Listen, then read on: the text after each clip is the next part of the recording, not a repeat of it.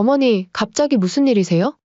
아, 내가 반찬통 하나 두고 간 것 같아서. 잠깐 안에 들어갈게. 아, 거기 계세요. 제가 가져다 드릴게요. 지금 들어오시면 좀 곤란해요. 뭐가 곤란하니? 잠깐이면 된다. 뭐 가져가는지도 모르잖니? 저한테 설명해 주시면 되잖아요. 잠깐만 계셔요. 아니다. 뭘 그리 일을 복잡하게 하니? 내가 금방 들어가서 가져오면 되잖니? 경순 씨가 자연스럽게 문으로 다가서자 며느리는 당황한 기색이 역력했습니다. 문을 더 닫으며 단호하게 말했죠. 어머니, 남의 집에 함부로 들어오시면 실례예요. 왜 이렇게 말귀를 못 알아들으세요? 뭐라 했니? 남의 집이라고? 제가 안 된다면 안 되는 줄 아시지 왜 이렇게 고집을 부리시는 거예요? 이번 사연의 주인공은 65세 이경순 씨입니다. 서울 외곽의 단정한 단독주택에서 홀로 조용히 살아가는 여인이었죠. 경순 씨는 10여 년 전 남편과 사별했고 그 후로 외아들 박도영을 온갖 고생 끝에 길러냈습니다. 넉넉지 못한 살림 속에서도 학원비와 생활비를 빠짐없이 감당했고 아들이 결혼할 때는 그간 모은 전세금을 털어 신혼집 마련에 큰 도움을 주었습니다. 주변 사람들 모두 경순 씨를 조용하지만 강단 있는 사람이라 불렀죠. 경순 씨는 조그마한 마당이 있는 집에서 꽃을 가꾸고 된장국을 끓이며 시간을 보냈습니다. 아침이면 마당에 핀 꽃들에 물을 주고 소박한 식탁에 혼자 앉아 식사를 했죠. 그렇게 자신의 역할을 다하고 이제는 행복한 노년을 꿈꿨습니다. 된장찌개 끓였으니 도영이네 갖다 줘야겠다. 경순 씨는 손에 물기를 털며 부엌에서 나왔습니다. 며칠 전부터 준비한 반찬들을 보니 뿌듯했죠. 하지만 그녀의 마음 한켠에는 요즘 묘한 불편함이 자꾸만 퍼져가고 있었습니다. 며느리 강지우는 결혼 초기에는 매사에 공손했고 감사도 잘 표했습니다. 전업주부로 가사와 육아를 전담하며 겉으로는 흠잡을 데 없는 사람이었죠. 하지만 시간이 흐를수록 시어머니인 경순 씨를 향한 말투와 태도에 변화가 생겼습니다. 어머니, 이번 주말엔 저희끼리 좀 쉬려고요. 애 좀 봐주실 수 있으세요? 며느리의 목소리가 전화기 너머로 들려왔습니다. 나도 주말에 약속이 좀 잡혀 있는데 다음 주는 어떠니? 어머니, 아시잖아요. 요즘 육아 스트레스가 너무 심해서 이번 주만 좀 봐주시면 안 될까요? 이런 일이 한두 번이 아니었기에 경순 씨는 한숨을 내쉬었습니다. 그녀는 아들 도영이의 행복을 위해 혹시라도 며느리와의 관계가 악화될까봐 묵묵히 참아왔습니다. 일주일에 두세 번 경순 씨는 집에서 정성껏 만든 반찬을 챙겨 아들 집에 들렀습니다. 그럴 때마다 손주를 잠시 봐주며 며느리가 편히 쉴 수 있게 도왔죠. 며느리는 겉으로는 고마워했지만 경순 씨는 점점 더 그 미소가 진심이 아니라는 것을 느꼈습니다. 어머니, 오늘은 제가 친구를 만나기로 해서요. 오늘도 잠깐 봐주시면 안 될까요? 그래, 내가 봐줄게. 몇 시에 돌아와? 조금 늦을 수도 있어요. 오랜만에 만나는 친구라서. 어머님이 최고예요. 다음에 제가 맛있는 거 사드릴게요. 으이구, 말은 잘한다. 일단 잘 다녀오거라. 며느리는 예쁘게 화장을 하고 외출복으로 갈아입었습니다. 경순 씨는 평소보다 화려한 옷차림이 눈에 띄었지만 젊은 사람이니 당연하다 생각했죠. 그러던 어느 날 이상한 점이 눈에 들어왔습니다. 아들 부부의 아파트 전용 주차구역에 주차되어 있는 낯선 고급 외제 차량이었죠. 검정 벤츠 한 대가 매번 경순 씨가 도착할 때마다 같은 자리에 세워져 있었습니다. 어라, 또 이 차네. 경순 씨는 처음엔 대수롭지 않게 넘겼습니다. 전용 주차구역이지만 어차피 아들이 출근하는 시간에는 자리가 비어있기에 어쩌다 한 번은 그럴 수도 있다 생각했습니다. 하지만 그 차는 일주일 간격으로 꾸준히 그 자리를 지키고 있었습니다. 내가 갈 때마다 이 차가 있네. 뻔뻔하기도 하지. 뭐라 애기를 안 하니까 당연히 여기다 주차하는 걸로 생각하는 거 아니야? 가만히 있어봐. 경비실에 말해놔야겠어? 어느 날 경순 씨는 경비실로 향했습니다. 혹시 백이동 502호 전용 주차구역에 주차된 벤츠 차량 누가 된 건지 아세요? 매번 우리 주차구역에 대고 있더라고요. 경비원은 잠시 컴퓨터를 확인한 후 대답했습니다. 아, 그거요? 확인해 보니까 세대주 측에서 등록한 차량인데요. 그 말을 듣는 순간 경순 씨의 가슴이 철렁 내려앉았습니다. 그녀가 알기로 아들 도영이는 차량을 바꾼 적이 없었고 그런 고급 차량을 새로 들일 상황도 아니었습니다. 이상하다. 도영이는 분명 차를 바꿨다는 말이 없었는데. 일단 알겠습니다. 감사합니다. 경순 씨는 고개를 끄덕이며 경비실을 나왔습니다. 그날 이후 경순 씨는 아들 집 근처에 갈 때마다 주변을 더욱 유심히 살피기 시작했습니다. 손주를 돌볼 때도 며느리와 대화할 때도 그녀의 눈은 더 날카로워졌죠. 경순 씨의 눈에는 이제까지 보이지 않던 것들이 하나둘 들어오기 시작했습니다. 며느리의 핸드폰이 이전보다 자주 울렸고 그때마다 그녀는 서둘러 다른 방으로 가서 통화했습니다. 경순 씨가 갑자기 방문했을 때는 당황하는 기색이 역력했고 집안의 분위기도 미묘하게 달라져 있었죠. 어머니, 오늘은 제가 좀 피곤해서요. 일찍 돌아가시면 안 될까요? 오늘은 정말 곤란해요. 제가 몸이 안 좋아서. 예전에는 혼자 있고 싶을 수도 있지라고 대수롭지 않게 넘어갔던 것이 이제는 다르게 보이기 시작한 거죠. 혹시 자신이 너무 예민한 건 아닐까 생각했습니다. 하지만 직감은 뭔가 잘못되고 있다고 더 자세히 살펴봐야 한다고 속삭였습니다. 설마 내가 너무 예민하게 생각하나? 경순 씨는 창밖을 바라보며 생각에 잠겼습니다. 그동안 며느리의 변화된 행동들, 갑자기 나타난 고급 차량, 아들의 이상한 태도. 모든 것이 불길한 그림으로 그려지고 있었죠. 그렇게 다음날 경순 씨는 반찬통 하나를 깜빡 두고 온 걸 핑계 삼아 아들 집으로 되돌아갔습니다. 역시나 여전히 외제차는 아들 집 앞에 주차되어 있었죠. 아파트 엘리베이터에서 내려 502호 앞에 선 경순 씨는 잠시 망설였습니다. 심장이 빠르게 뛰었죠. 깊게 숨을 들이마시고 초인종을 눌렀습니다. 처음엔 아무런 반응도 없었습니다. 경순 씨는 한 번 더 초인종을 눌렀습니다. 한참이 지나도 대답이 없자 불안한 마음에 문고리를 잡아당겨 보았죠. 그러자 갑자기 안에서 부산한 소리가 들렸습니다. 누군가 서두르는 발소리, 작은 속삭임 그리고 물건을 넣는 소리였습니다.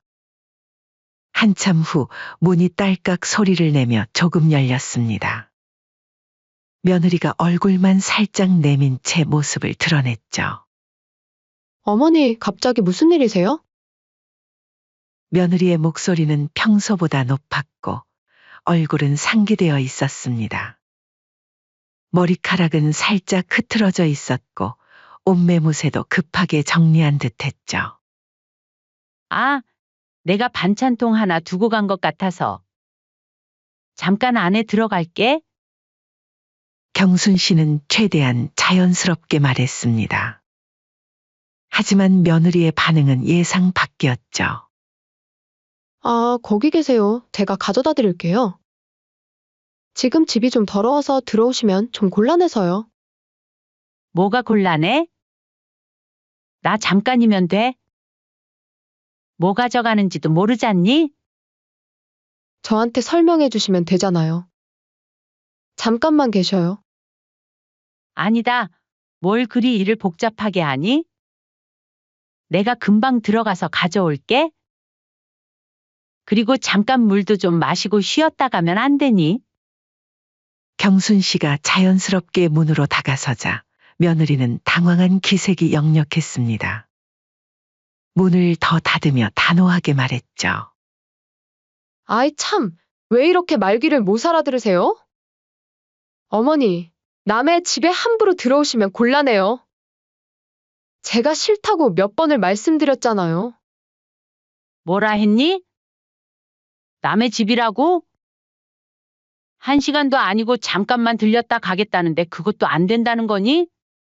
제가 안 된다면 안 되는 줄 아시지 왜 이렇게 고집을 부리시는 거예요? 그냥 돌아가시라고요. 그렇게 경순 씨는 어쩔 수 없이 무거운 발걸음으로 돌아섰습니다. 엘리베이터를 기다리며 그녀는 벽에 기대어 섰습니다. 다리가 후들거렸고 손이 떨렸죠. 엘리베이터 문이 열리자 겨우 안으로 들어가 1층 버튼을 눌렀습니다. 그렇게 경순 씨는 집에서 나오자마자 다시 경비실로 향했습니다.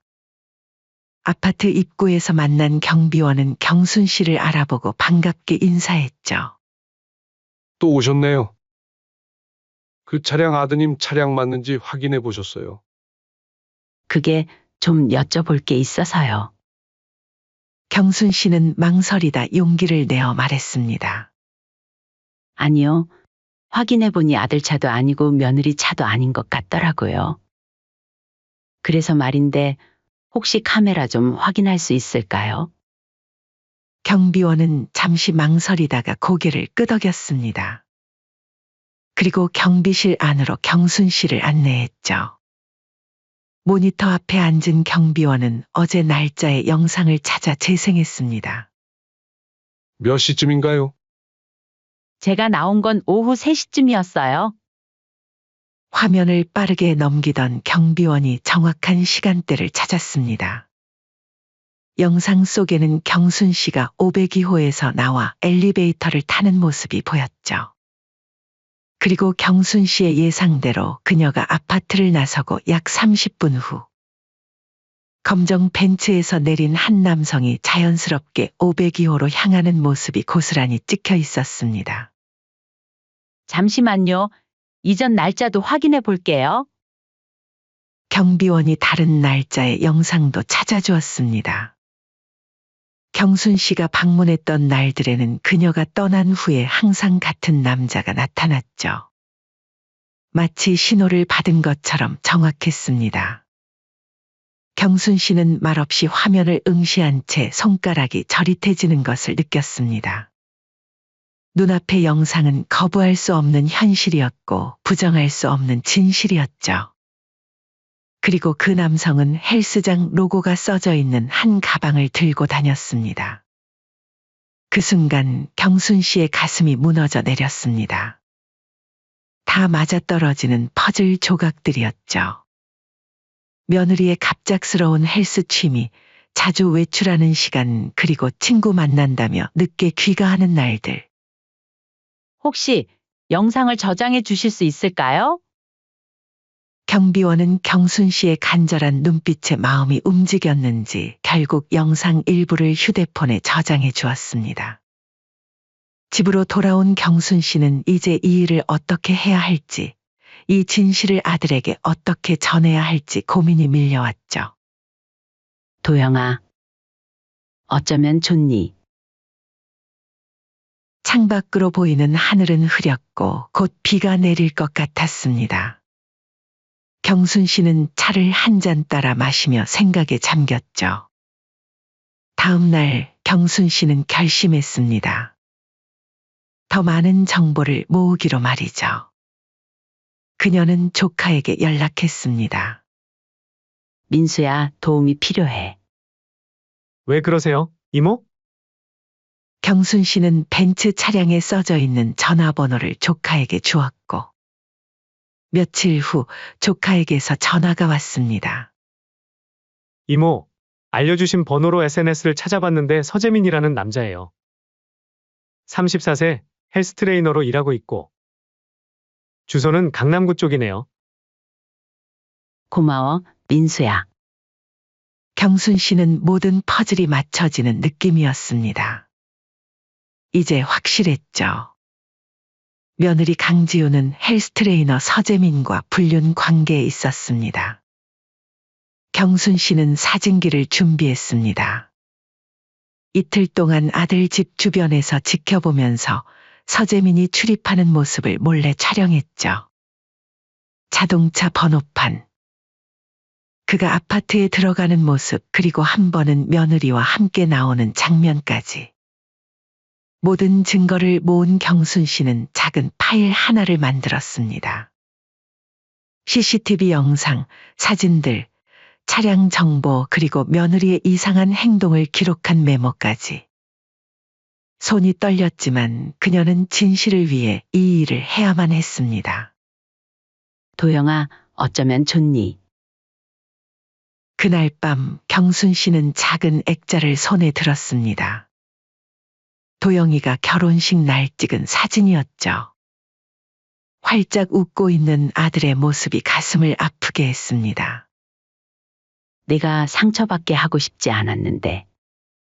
경순 씨는 파일을 가방에 넣고 잠자리에 들었습니다. 내일 아들 도영에게 진실을 말해야 했습니다. 쉽지 않은 결정이었지만 더 이상 눈 감고 있을 수는 없었죠. 아들의 인생과 행복을 위해 그녀는 이 어려운 길을 선택했습니다.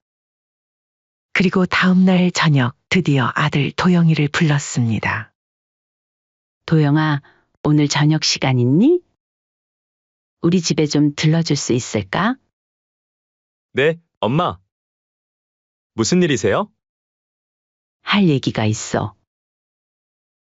그럼 지훈이랑 같이 갈게요. 아니다. 지훈이한테는 절대로 말하지 말고 혼자 와라. 도영은 어머니의 진지한 목소리에 의아했지만 곧바로 알겠다고 대답했습니다.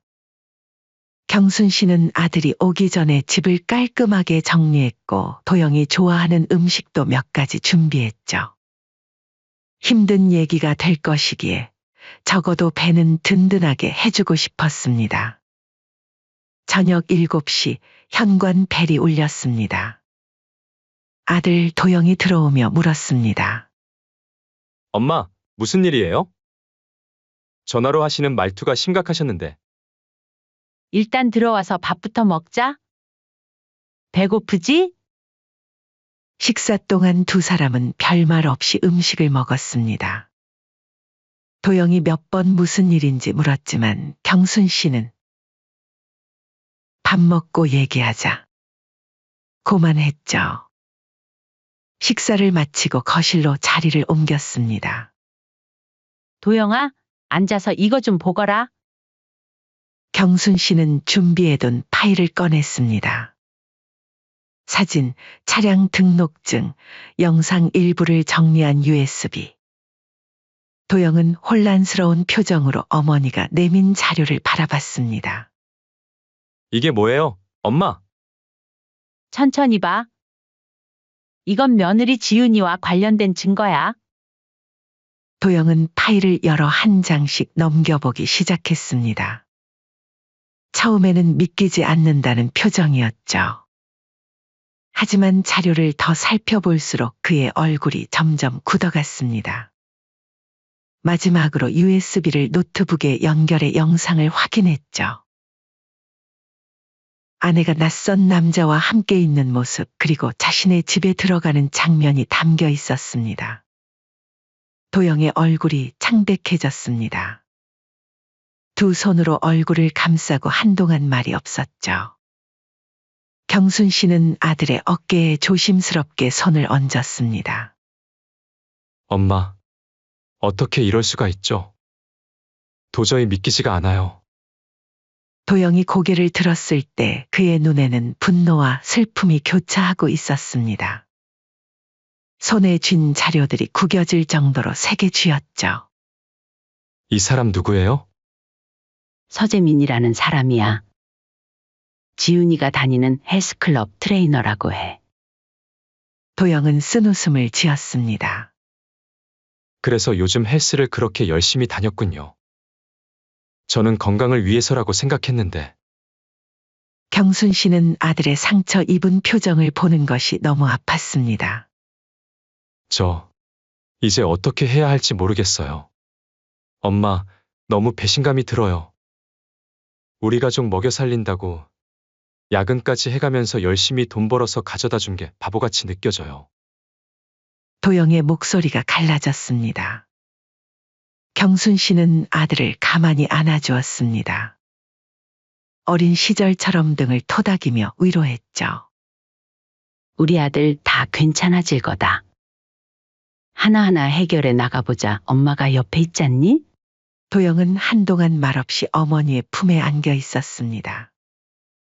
그리고 천천히 일어나 결심한 듯 말했습니다. 오늘은 여기서 자고 가도 될까요? 생각할 시간이 필요해요. 당연하지. 내 방은 항상 그대로 있잖니. 그날 밤 아들 도영이는 며느리에게 자고 간다고 말한 뒤 어린 시절 자신의 방에서 잠을 청했습니다. 경순 씨는 뜬 눈으로 밤을 보냈죠. 아들에게 큰 상처를 줬다는 미안함과 진실을 알린 것에 대한 안도감이 교차했습니다. 다음 날 아침 도영은 평소보다 일찍 일어났습니다. 창백한 얼굴이었지만 눈빛은 단단했죠. 엄마 고마워요. 제가 애기하고 올게요. 도영아, 걱정 마세요. 제 마음은 이미 정했어요. 도영은 결연한 표정으로 집을 나섰습니다. 경순 씨는 창가에서 아들의 뒷모습을 바라보며 한숨을 내쉬었습니다. 이제 모든 것은 도영의 선택에 달려 있었죠. 그날 밤늦게 도영이 다시 경순 씨의 집을 찾아왔습니다. 그의 눈은 붉어 있었지만 표정은 담담했습니다. 어떻게 됐니? 지훈이랑 얘기했어요. 도영은 침착하게 말을 이어갔습니다. 처음엔 부정했어요. 모든 게 오해라고, 그 사람은 그저 트레이닝만 받는 사이라고. 경순 씨는 조용히 듣고 있었습니다. 하지만 엄마가 모아준 증거들을 보여주니 더 이상 거짓말을 하지 못하더군요. 결국 모든 걸 인정했어요. 도영의 목소리가 떨렸지만 그는 계속 말을 이었습니다. 이제 끝이에요, 엄마.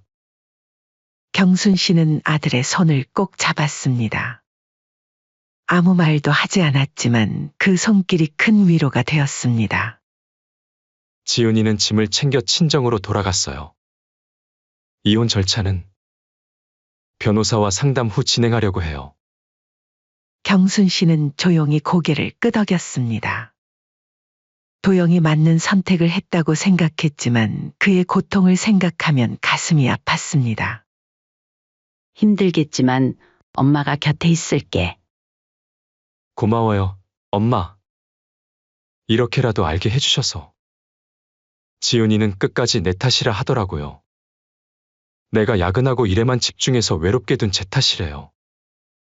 경순 씨는 깊은 한숨을 내쉬었습니다. 그게 어떻게 너 탓이니?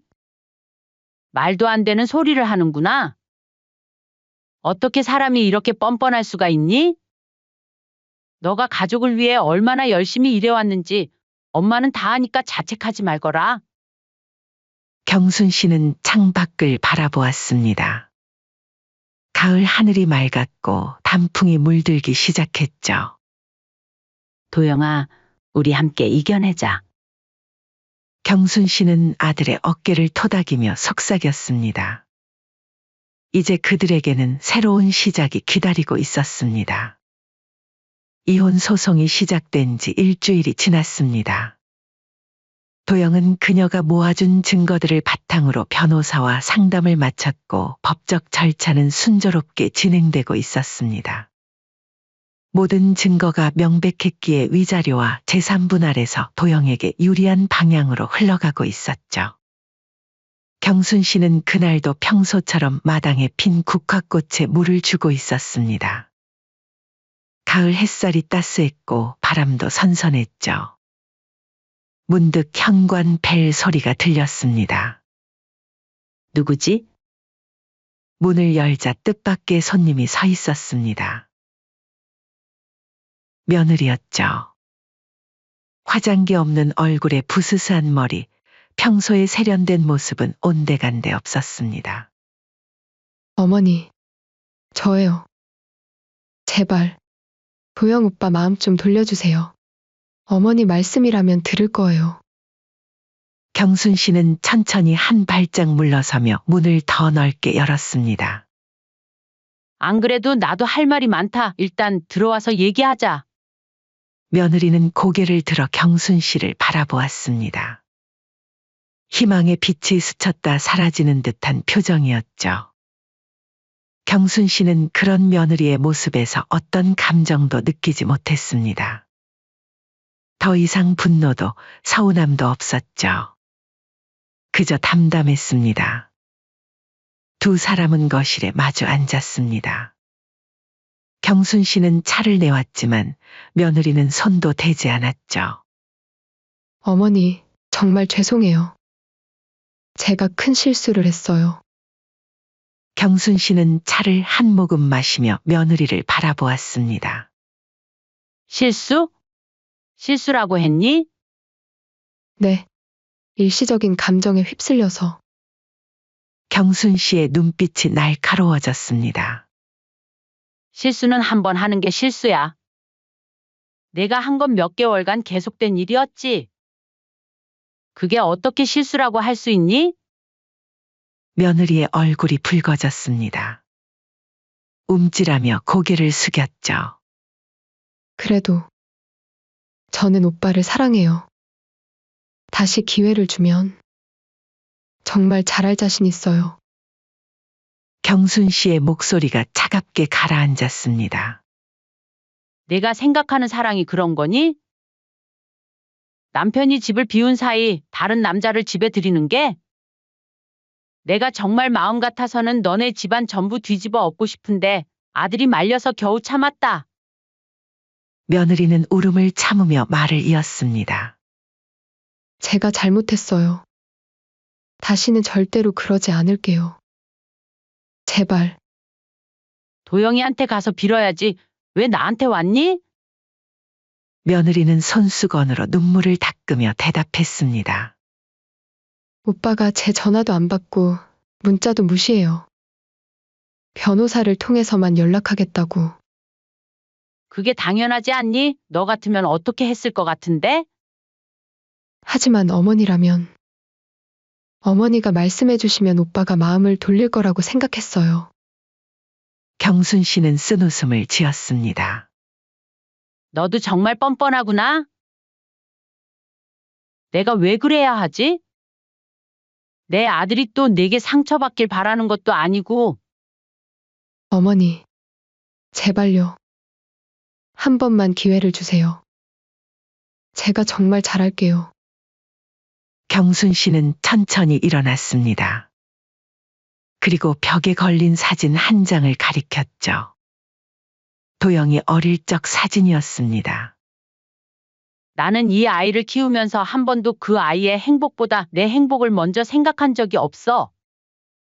밤새 일하고 끼니를 거르고 내 것을 포기하면서도 도영이가 웃으면 그걸로 충분했지. 그런데 너는? 도영이 행복보다 내 욕심을 채우는데 급급했잖아. 며느리는 고개를 푹 숙인 채 어깨를 떨었습니다. 기회는 이미 충분히 있었어. 결혼하는 날 너에게 내 아들을 맡긴 순간부터 내게 평생의 기회를 준 거야. 경순 씨의 눈빛이 날카로워졌습니다. 도영이한테도 애기 다 들었다. 도영이가 너한테 외도했다는 증거를 내미니까 전부 남 탓하기 급급했다면서? 며느리의 얼굴이 창백해졌습니다. 털썩 무릎을 꿇고 앉아 경순 씨의 손을 잡으려 했죠. 어머니, 제발요. 저 정말 후회하고 있어요. 제 인생이 망가져요. 경순 씨는 단호하게 손을 뺐습니다. 지은아, 내 인생을 망친 건 나도 도영이도 아니야.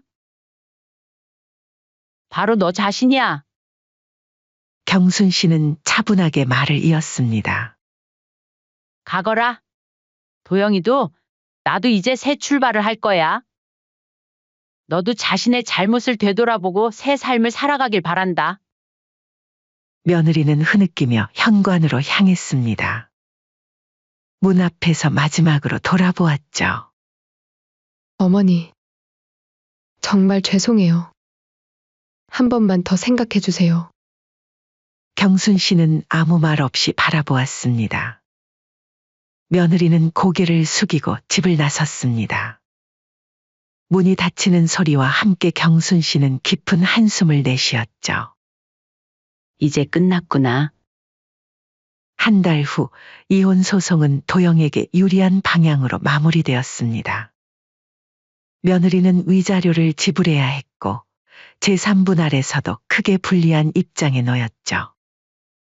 결국 그녀는 원룸으로 옮겨 살게 되었습니다. 지역 커뮤니티에는 며느리의 불륜 사실이 퍼졌고 그녀가 다니던 헬스클럽에서도 사람들의 시선이 따가워 결국 그만두게 되었습니다. 상간남은 이미 다른 여성과 어울리고 있다는 소문이 돌았습니다. 며느리는 사회적 고립 속에서 서서히 잊혀져 갔죠. 한편 도영은 어머니 경순 씨의 집으로 들어왔습니다. 처음에는 임시적인 거처로 생각했지만 함께 지내는 시간이 길어질수록 두 사람 모두 이 생활이 편안하다고 느꼈습니다. 엄마, 저 오늘 회사에서 좋은 소식이 있어요.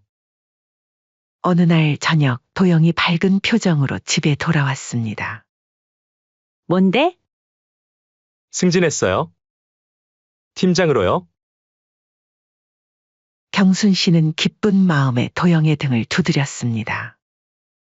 축하해, 도영아. 내 아들이 최고야. 엄마 덕분이에요. 엄마가 아니었으면 저 아직도 눈 가리고 아웅하고 있었을 거예요. 경순 씨는 따뜻한 미소를 지었습니다. 몇 개월 전만 해도 도영의 눈빛은 슬픔과 상처로 가득했는데 이제는 다시 생기가 돌아왔습니다. 이제 슬슬 새 집을 알아봐야 하지 않을까? 경순 씨가 물었습니다. 도영은 고개를 저었죠. 왜요? 저 엄마랑 같이 있는 게 좋은데. 그래도 나랑 살면 답답하지 않아? 도영은 웃으며 경순 씨의 손을 잡았습니다. 엄마, 그럴 리가요? 저는 오히려 옛날 생각도 나고 얼마나 좋은데요? 경순 씨의 눈시울이 붉어졌습니다. 도영은 계속 말을 이었죠. 그리고 솔직히 엄마가 끓여주시는 된장찌개가 세상에서 제일 맛있어요. 이거 포기하면 제가 바보죠. 두 사람은 함께 웃었습니다. 그리고 얼마 후 도영은 조심스럽게 말을 꺼냈습니다. 엄마, 그리고 사실 제가 요즘 만나는 사람이 있어요. 경순 씨는 놀란 표정으로 아들을 바라보았습니다. 정말? 누군데? 회사 같은 부서의 동료예요. 오래 전부터 알고 지냈던 친구인데 이혼 후에 많이 의지가 됐어요. 경순 씨는 미소 지었습니다. 그렇구나. 좋은 사람이니? 네, 정말 착해요. 다음에 소개시켜 드릴게요. 그래, 기대할게. 경순 씨는 아들의 밝아진 모습에 마음이 따뜻해졌습니다. 모든 일이 지나가고 이제는 새로운 시작이 기다리고 있었죠. 그렇게 몇 년 후 도영은 새 여자친구와 결혼했습니다.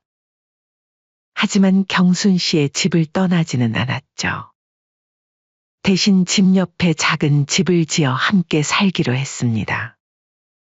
가족은 더욱 확장되었고 웃음소리가 끊이지 않았습니다. 어느 봄날 경순 씨는 마당에 앉아 꽃을 가꾸고 있었습니다.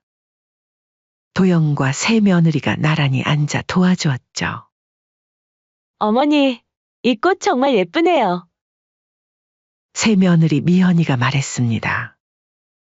경순 씨는 미소 지었습니다. 그래, 이 국화는 매년 더 아름답게 피어나는구나. 도영이 어머니의 손을 잡았습니다. 엄마, 정말 고마워요. 엄마 덕분에 제가 지금 이렇게 행복해요. 경순 씨는 아들의 손을 꼭 쥐었습니다. 시간이 흘러도 변하지 않는 것이 있었습니다. 그것은 바로 가족의 사랑이었죠. 진짜 가족만이 남았구나. 이게 행복이지. 경순 씨는 따스한 봄 햇살 아래서 소리내어 말했습니다. 이제 그녀의 가슴에는 불안이 아닌 평화와 행복이 자리 잡고 있었습니다.